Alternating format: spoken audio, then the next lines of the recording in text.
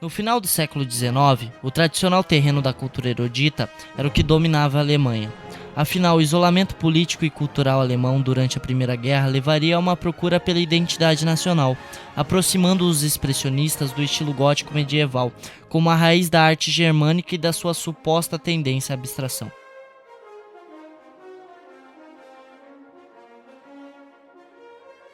O expressionismo emergiu no século XX como uma reação ao impressionismo, onde favorecia as representações do mundo que expressavam as posturas dos artistas em relação aos sujeitos, não um reflexo do mundo, e sim uma abstração dele como expressões cruas de emoções no lugar de obediências às normas tradicionais de composição e representação, geralmente produzindo imagens vibrantes com ênfase na luz.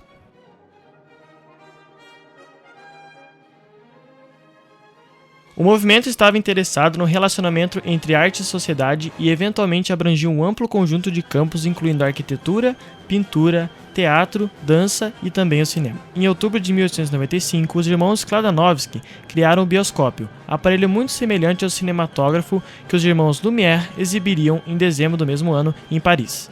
Mas em seus primeiros 20 anos, o cinema alemão teve um desenvolvimento mais lento que o de outros países europeus. Até 1911, por exemplo, a Alemanha produzia apenas 10% dos filmes exibidos em seus cinemas. Mesmo assim, foram realizadas inúmeras fitas de diferentes gêneros. O imperador Guilherme II, como o primeiro grande astro do cinema alemão, participou de documentários sobre a família real e era uma das figuras mais presentes do cinema alemão dos primeiros tempos. A Alemanha tinha acabado de perder a Primeira Guerra Mundial. A economia estava em ruínas, mas curiosamente a indústria cinematográfica alemã ainda estava em expansão. Buscavam explorar o lado reprimido e os aspectos primitivos dos seres humanos.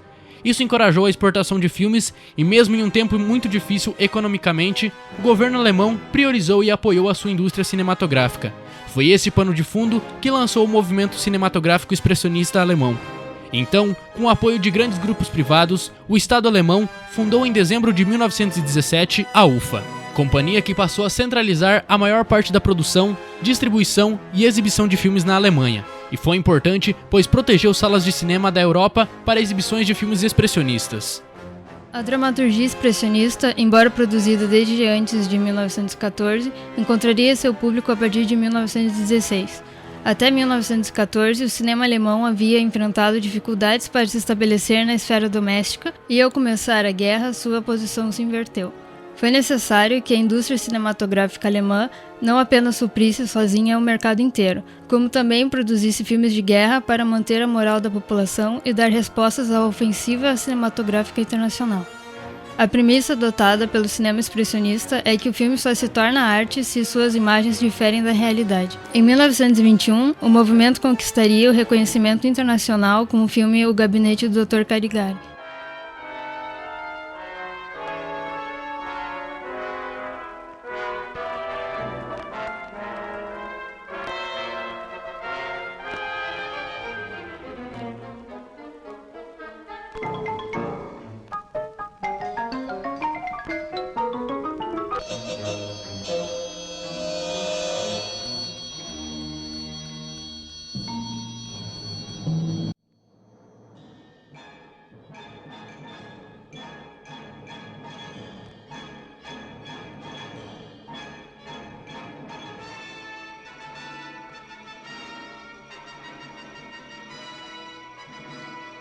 O filme O Gabinete do Dr. Caligari recolocou a Alemanha da cultura internacional e provocou discussões a respeito das possibilidades artísticas e expressivas do cinema. Seu conceito revolucionário surpreendeu e atraiu o público intelectual para o cinema. O impacto deste filme e de outros levou à constituição da escola cinematográfica expressionista. Nos filmes do gênero, a predominância de tom pessimista e fatalista, atmosfera repleta de crueldade e clima claustrofóbico. A complexibilidade das tramas e o uso intenso de flashbacks são marcantes, somados às ruas desertas e paisagens noturnas. Os filmes do movimento expressionista alemão representam toda a desilusão, desconfiança e isolamento predominantes na sociedade naquela época devido à guerra. Em termos de características estéticas, eram filmes com formas distorcidas, designs de set com linhas deformadas que contrariavam o senso de equilíbrio, forte uso de sombras misturado com movimentos teatrais para sugerir uma perspectiva desvirtuada no mundo. Além da ênfase na composição de tomadas individuais, expressividade associada à figura humana, gerando uma ambientação que quase aparentava um componente vivo da ação, onde o corpo dos atores se tornava um elemento visual dessa ambientação. Casas pontudas, cadeiras altas demais, escadas tortas e a justa posição de formas parecidas. Em termos de linguagem cinematográfica, eram filmes com uma edição bem simples, com técnicas como cross-cutting, que é usado para estabelecer a ação acontecendo simultaneamente em 2 lugares diferentes. Outra técnica muito usada era o shot reverse shot, que focava a cena no rosto do personagem A, dando a entender que estava falando com o personagem B, que estava fora da cena, e vice-versa. O ritmo dos filmes era bem lento e o jogo de câmeras era simples e funcional. A movimentação de câmeras costumavam ficar filmando num ângulo reto e geralmente na linha do olho. A narrativa comumente envolvia locações exóticas como elementos de horror ou fantasia.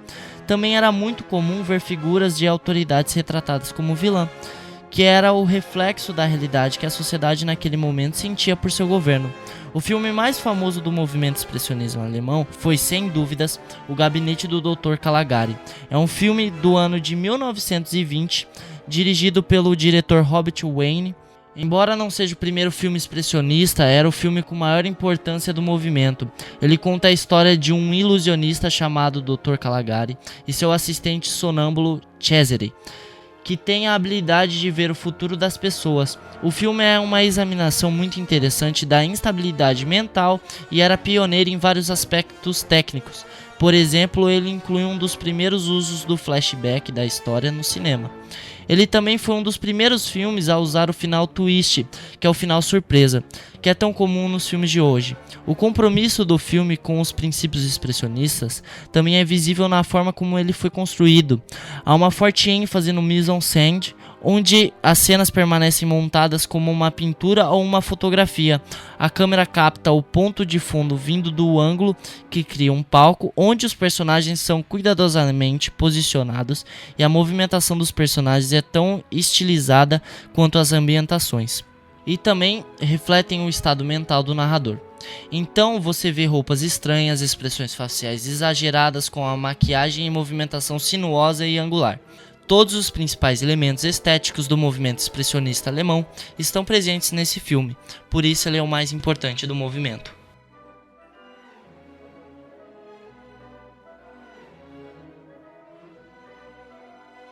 Os filmes feitos depois de Caligari apresentavam uma junção única desses diferentes aspectos. Nesses filmes, personagens e objetos se transformavam em símbolos de um drama eminentemente plástico, causando às vezes a impressão de que uma pintura expressionista havia adquirido vida e começado a se mover, efeito que chegou a receber o apelido de caligarismo. Dentro da estrutura narrativa dos filmes expressionistas, os procedimentos narrativos lembravam frequentemente traços que pertenciam à estética da vanguarda modernista. Em sua busca por produzir narrativas mais enigmáticas, os filmes alemães também se destacavam por um tipo de take de câmera cortada em que o uso do espaço off-screen, ou seja, o espaço fora da tela, iria adquirir diferentes significados, especialmente a imprevisão e o enigma. Para explicar os filmes que são misteriosos e sombrios, foram lançados 2 livros. São eles, De Caligari a Hitler, uma história psicológica do cinema alemão, de Siegfried Kracauer, e A Tela Demoníaca, as influências de Max Reinhardt e do expressionismo de Lothar Eisner. Seus métodos colocam diferentes problemas e apresentam respostas em diferentes direções. Em Caligari a Hitler, Kracauer sugere que os loucos e tiranos tão populares nas telas alemãs logo após a Primeira Guerra eram protótipos da loucura e da tirania que tomaram a Alemanha nos anos 30, jogando o país e o mundo em uma guerra desastrosa. Em A Tela Demoníaca, Eisner procura compreender o predomínio dos temas fantásticos no cinema alemão, mostrando o persistente legado romântico e gótico na cultura e no cinema de Weimar. Foram vários filmes produzidos durante o movimento, porém os principais foram O Estudante de Praga e O Golem, de Paul Wegener, Nosferatu, O Fausto e Aurora, de Murnau, e Metrópolis, de Fritz Lang.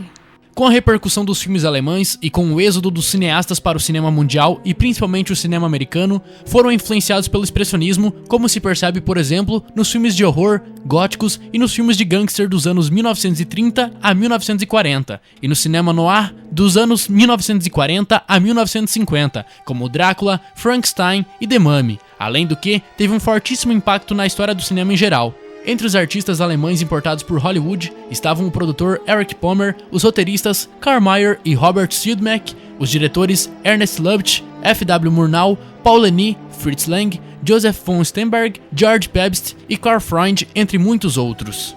Quando esses últimos chegaram aos estúdios americanos, tornaram-se figuras muito influentes. Afinal, diferentemente do que se passava em Hollywood, o sistema de produção da UFA era centrado no poder dos diretores, que detinham o controle de pequenos grupos de artistas e técnicos. Todos esses cineastas, ligados de uma forma ou outra ao expressionismo, há que se destacar dois cuja importância foi decisiva no desenvolvimento da linguagem cinematográfica, Fritz Lang e F.W. Murnau, que curiosamente nunca se intitularam expressionistas.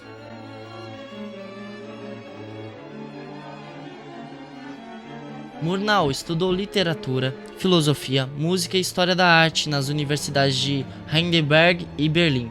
Por volta de 1910, aproximou-se do diretor teatral Max Reinhardt e colaborou com diversos filmes de propaganda durante a Primeira Guerra. Sua carreira como diretor de cinema teve início no ano de 1919.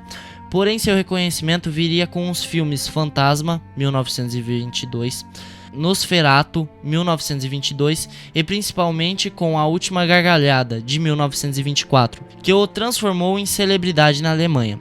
Convidado por William Fox para trabalhar em Hollywood, partiu para os Estados Unidos em 1926.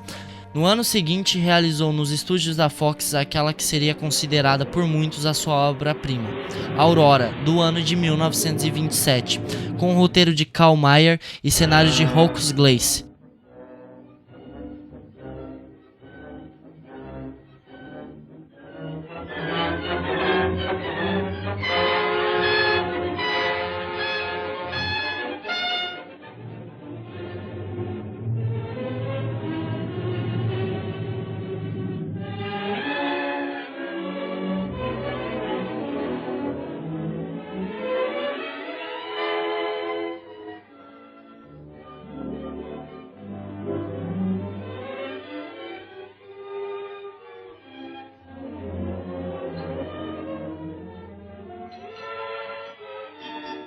Conhecido em Hollywood por seus hábitos excêntricos, Murnau ainda faria 2 filmes para a Fox, mas, após um desentendimento, lançou-se em um projeto independente.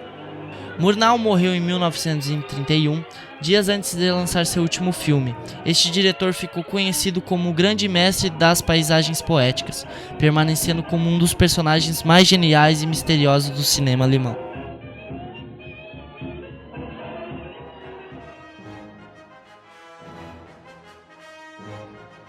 Frederick Christian Anton Lang, ou mais conhecido como Fritz Lang, que era filho de uma família de engenheiros, teve seus primeiros estudos focados na formação como pintor e arquiteto. Com o início da Primeira Guerra, retornou ao país natal e alistou-se no exército, de onde seria dispensado em junho de 1916, após ferir-se em combate. Enquanto se recuperava, começou a trabalhar desenhando cenários para filmes. Sua entrada na indústria cinematográfica deu-se na Alemanha, onde trabalhou, inicialmente, como escritor da Decla Bioscope. Em 1919, estreou como diretor. No ano de 1935, foi para os Estados Unidos, contratado pela MGM. Já em 1936, lançou seu primeiro trabalho americano, o filme Fúria, que tinha como tema a injustiça de um linchamento. Nos anos seguintes, trabalhou com diferentes gêneros e estilos. Em 1958, voltou à Alemanha, onde realizou mais 2 filmes. Então, em 1963, fez seu último trabalho em cinema. Participou como ator em O Desprezo, de Jean-Luc Godard, representando a si mesmo. Em seus últimos anos de vida, retornou aos Estados Unidos, onde faleceu em 1976. O movimento noir foi um movimento considerado legado do expressionismo alemão, que ocorreu durante os anos de 1940 e 1950, tendo muitos diretores dos dias de hoje influenciados pelo movimento noir, como Alfred Hitchcock, Tim Burton, Alex Proyas e Ridley Scott. Este movimento deixou um legado para o cinema de hoje, onde alguns filmes contêm caráter expressionista, como Blade Runner, Beetlejuice, Edward Mãos de Tesoura, Batman Returns, O Corvo e Cidade das Sombras. O fim do expressionismo alemão ocorreu com o nazismo, que domina a Alemanha a partir de 1933 e a produção de filmes restringe-se à propaganda, política e entretenimento. Porém, na atualidade, o expressionismo deixou inúmeros legados, seja na forma técnica do cinema, seja na profundidade de sentimentos a serem explorados pela narrativa. E a estética do cinema noir, em sua grande parte, advém do expressionismo. O cinema expressionista deixou ainda um grande legado para o cinema atual dentro das técnicas de filmagem, como o cross-cutting e o shot reverse shot. O famoso twist ou final surpresa, tão utilizado em grande parte dos filmes atuais, a técnica do teatro mise-en-scène, sendo utilizado pelas primeiras vezes no cinema, onde organiza tudo aquilo que aparece no enquadramento, como por exemplo atores, iluminação, decoração, adereços, figurino, entre outros, que se relaciona e influencia ainda o posicionamento de uma cena. Além do que, o cinema expressionista alemão é o grande influenciador no cinema de terror, abusadamente utilizado nos dias de hoje.